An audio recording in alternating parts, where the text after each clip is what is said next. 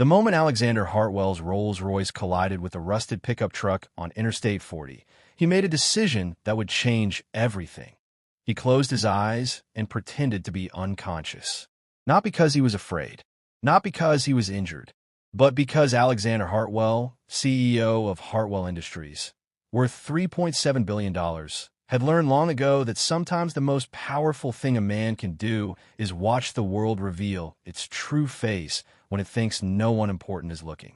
The pickup truck belonged to Marcus Thompson, a single father of two, who worked 3 jobs to keep his kids fed and his late wife's memory alive. Marcus had been driving home from his night shift at the warehouse, his hands still aching from loading boxes for 8 straight hours, when a deer jumped into the road. He swerved. Alexander swerved.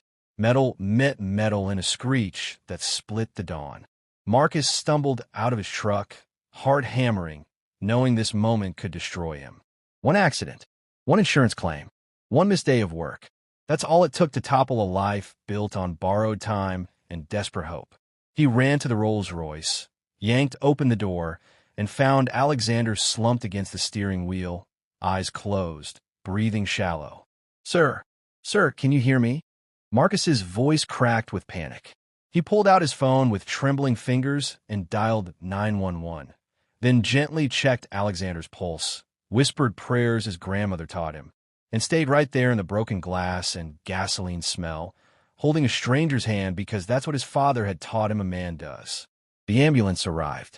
The police arrived. And then they arrived.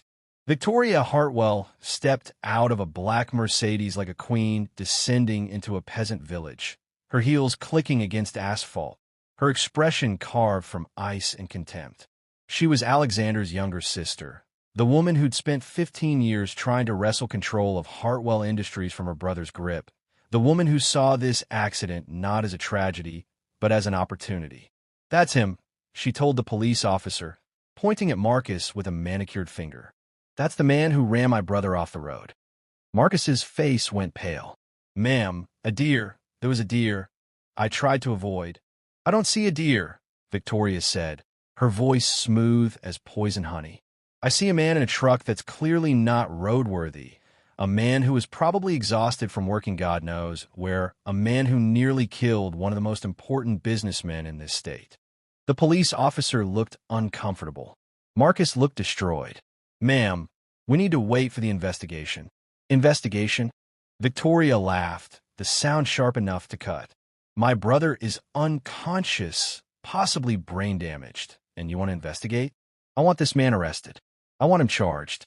I want him to understand there are consequences when you ruin the lives of your betters. Inside the ambulance, Alexander's eyes remained closed, but his jaw tightened. He'd heard every word, and he was learning exactly who his sister truly was. At the hospital, Victoria moved like a storm system, clearing hallways, demanding private rooms, making calls to lawyers whose hourly rates could feed Marcus's family for months. She gave a statement to every news outlet that would listen. Reckless driver, probably drunk, nearly murdered a beloved business leader, the kind of person who shouldn't be allowed behind a wheel. Marcus was arrested that afternoon. Bail was set at $50,000, a number that might as well have been $50 million.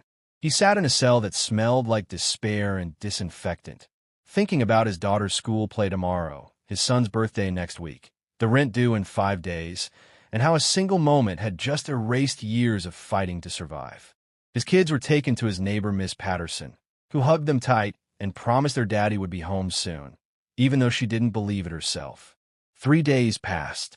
Alexander remained unconscious, listening to the doctors, the nurses, Victoria's phone calls in the hallway, where she plotted to have him declared incompetent so she could seize control of the company. He listened to her tell the board of directors that Alexander had been mentally unstable lately, making poor decisions, that perhaps this accident was a blessing in disguise, a chance to restructure leadership. He heard her call the prosecutor and push for maximum charges against Marcus. Reckless endangerment. Assault with a deadly weapon. She wanted Marcus destroyed, not because she cared about Alexander, but because she needed a villain for her narrative, someone to blame while she executed her corporate coup. On the 4th day, a nurse named Patricia was checking Alexander's vitals when she noticed something. His breathing pattern changed slightly when Victoria entered the room. His heart rate spiked when she mentioned Marcus Thompson's name. Patricia had been a nurse for 32 years. She'd seen enough to know.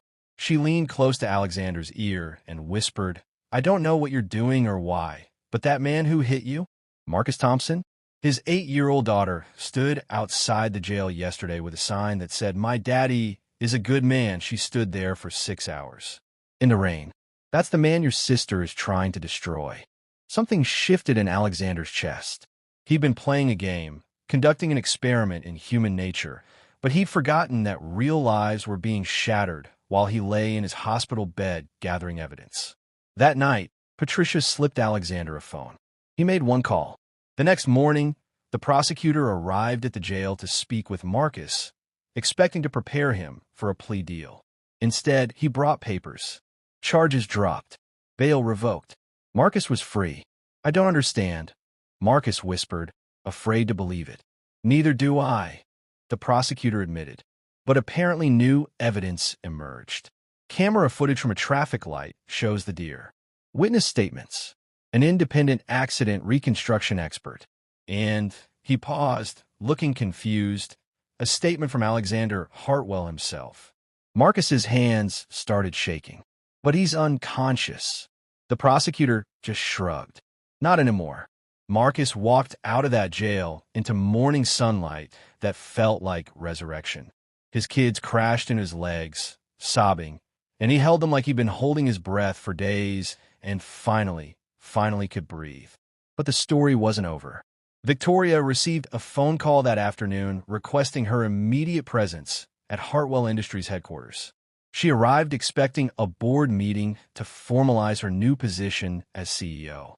Instead, she walked into a conference room where Alexander sat at the head of the table, very much awake, very much in control, and absolutely done with her games. "Hello, Victoria," he said quietly. She went white. "Alex, I thought," the doctors said. "The doctors said what I told them to say." He stood up, and there was something in his posture that made her take a step back. "I wanted to see what you would do if you thought I couldn't stop you. I wanted to know who you really were.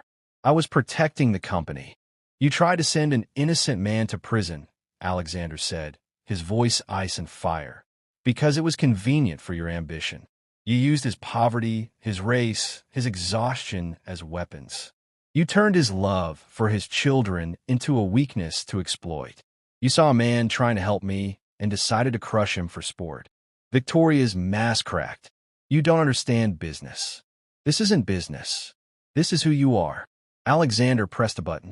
Security footage filled the screens around the room.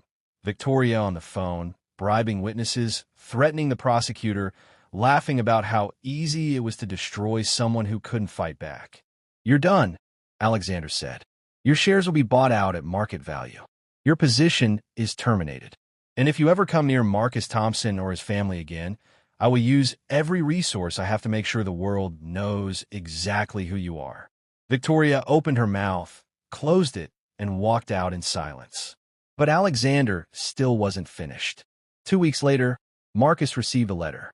Inside was a check that would cover 6 months of rent, both kids' college funds, and a business proposal.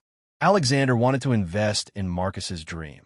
The small auto repair shop Marcus had been sketching plans for since his wife died, the dream he'd buried under survival. They met at a coffee shop. Marcus couldn't stop staring at the man he'd held in the wreckage. "Why?" Marcus finally asked. Alexander was quiet for a long moment. "Because when I was lying there pretending to be unconscious, you held my hand. You prayed over me. You stayed with me even though you had every reason to run. You treated a stranger like he mattered." He leaned forward. "My sister saw you as something to use. You saw me as someone to save. That's the difference between a person with money and a person with worth." Marcus's eyes filled with tears. "I just did what anyone would do." "No," Alexander said gently. "You did what you would do, and that's worth more than anything I've built." 6 months later, Thompson's Auto Repair opened in downtown, with Marcus as owner and Alexander as silent partner. The first customer was a nurse named Patricia, who smiled and said she just needed an oil change but really wanted to see the miracle with her own eyes. And sometimes late at night, when Alexander drove past that intersection where metal met metal and a life could have been destroyed, he thought about the moment he chose to close his eyes and how staying silent taught him to finally see what mattered. Some accidents reveal who we really are. Some collisions change more than cars. And sometimes the most powerful thing a billionaire can do is stop pretending to be unconscious and start paying attention to the people who never stopped being awake, never stopped fighting, never stopped choosing kindness when the whole world made it easier to choose anything else. That's the story. That's what happened when Alexander Hartwell decided to see what people did when they thought no one was watching. He found a villain in his own blood and a hero in a stranger's hands. And he learned that wealth is counted in dollars, but worth is measured in the moments we choose to hold on when we could let go.